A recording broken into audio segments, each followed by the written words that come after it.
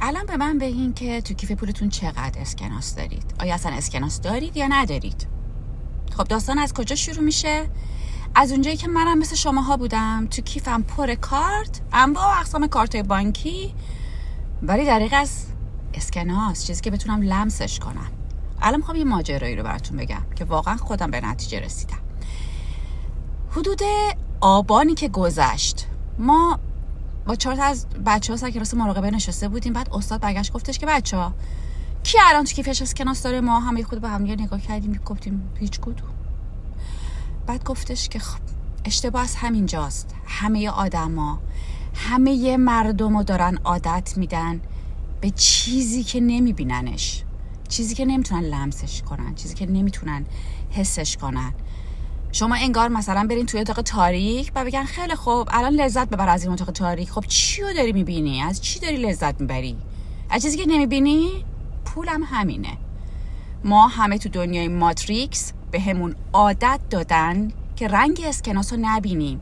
حالا هر اتفاقی برامون میفته، بانک‌ها دچار مشکل میشن، خب پول نقد نمیدن. چرا؟ خب همین امروز که البته امروز پنجشنبه است، فردا هم جمعه، شنبه، شما پول نقد، حالا هر مقدار، اگه مثلا میخواین 1 میلیون پول داشته باشین توی کیفتون، 50 تومانی و 100 تومانی بذارین.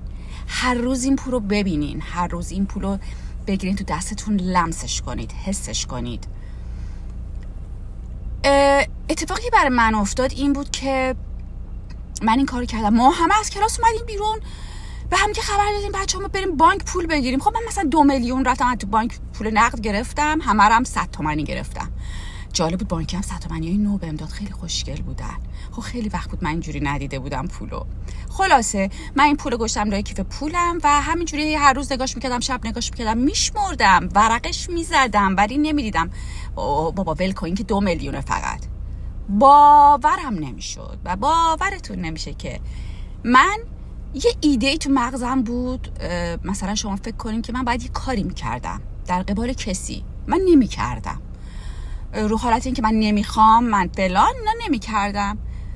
حالا اصلا این موضوع رو ولش کنین. من چیزی که در ماه پول میمد به کارتم، اون کارتم 1.5 برابر بعد از 1 ماه پول نقد گذاشتن تو کیفم بیشتر شد.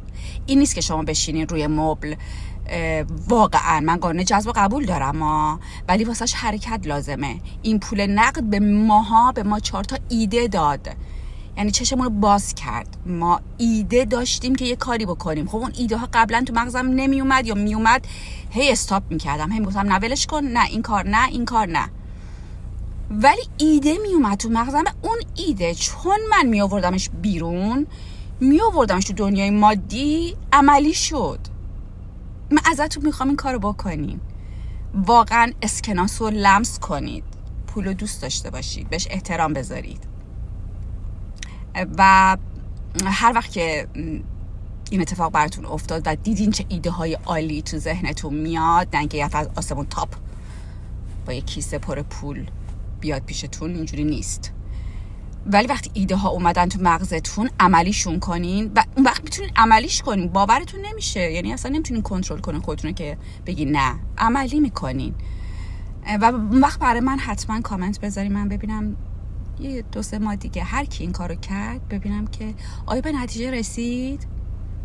مرسی که به حرفم گوش دادین، مرسی که اگه گوش دادین و مرسی که منو لایک کنین، خوشحال میشم.